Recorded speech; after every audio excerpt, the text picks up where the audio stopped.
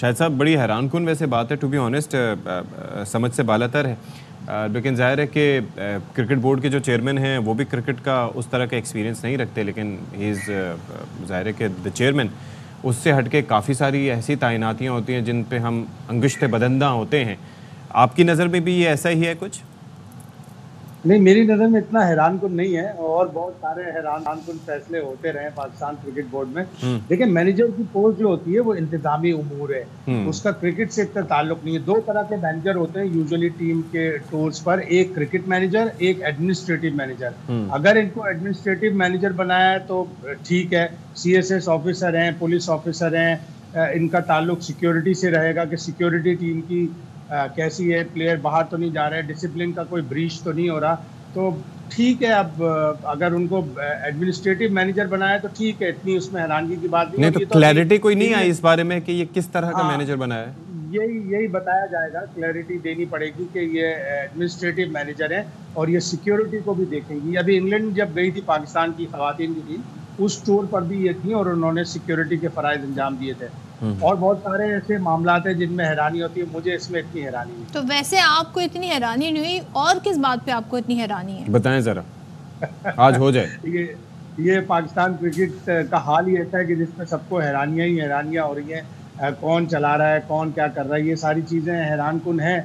तो अब Pakistan cricket board ने खवातीन की क्रिकेट टीम को बेहतर बनाने की जिम्मेदारी उठाई है, तो उसी तरफ एक मेजर है। अभी उसकी कोचिंग स्टाफ को भी चेंज किया है, मोहम्मद वसीम को लेके आए सिर्फ एक टूर्नामेंट के लिए, लेकिन साथ ही साथ वो ये भी कह रहे हैं कि किसी फॉरेन कोच को लाएंगे पाकिस्तान की विमेंस टीम के लिए, इसलिए कि काफ़ी पैसे खर्च होते हैं उसके ऊपर और इम्प्रूवमेंट नज़र नहीं आ रही हमारी पाकिस्तान विमेंस टीम। अच्छा, मैं एक और चीज़ पूछना चाह रहा था, ये जो क्रिकेट वर्ल्ड कप, मैंने कहा कि दो टीमें ये कारनामा अंजाम दे सकती थी, या तो साउथ अफ्रीका या फिर पाकिस्तान, और साउथ अफ्रीका ने एंड में साबित किया, जीता जिताया मैच। वर्ल्ड कप में जिस तरीके से 29 बॉलों पे 29 रन तक बात पहुंचा दी थी क्लासन ने, क्या ज़बरदस्त उन्होंने बैटिंग की, लेकिन एंड में फिर अब वही 29 रन के बाद हमने देखा कि 6 बॉलों पे 16 रन रह गए।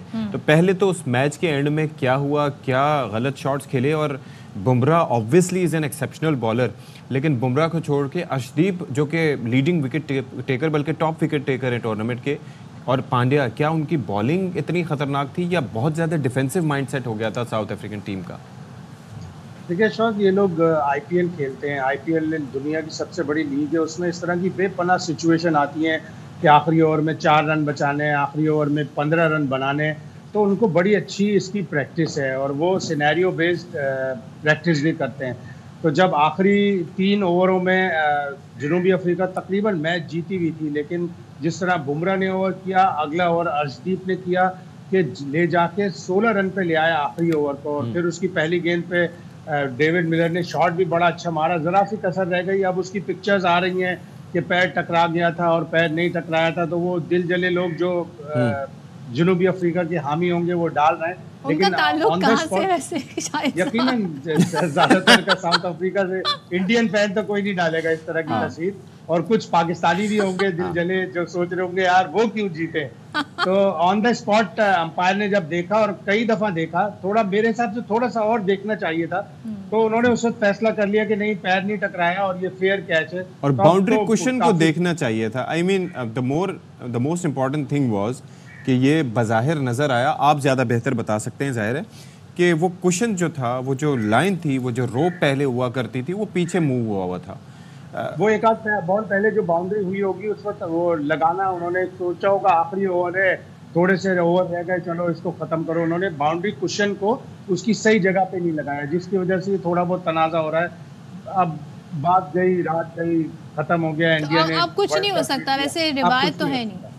बिल्कुल कुछ लेकिन हमने मिलर की वीडियो देखी, वो बड़े काफ़ी अफसरदा दिखाई दे रहे थे। क्या ऐसी सिचुएशन में बैट्समैन भी जैसे कि वो जो DRS है वो उसके तहत वो चैलेंज कर सकता है, और करना चाहिए था साउथ अफ्रीका को? थोड़ी बहुत उन्होंने देर खड़े होके थोड़ा बहुत उन्होंने उसकी क्या कहते हैं हिचकिचाहट दिखाई कि नहीं मैं आउट नहीं हूँ, देखना चाहिए। तो अंपायर ने अपने तौर पर, थर्ड अंपायर ने 2-3 दफ़ा मुख्तलिफ एंगल से देखा, थोड़ा और प्रेस करते तो शायद कोई वजह निकल आती। टीवी अंपायर थे कौन वैसे? टीवी अंपायर था Richard Kettleborough. Okay okay okay okay okay.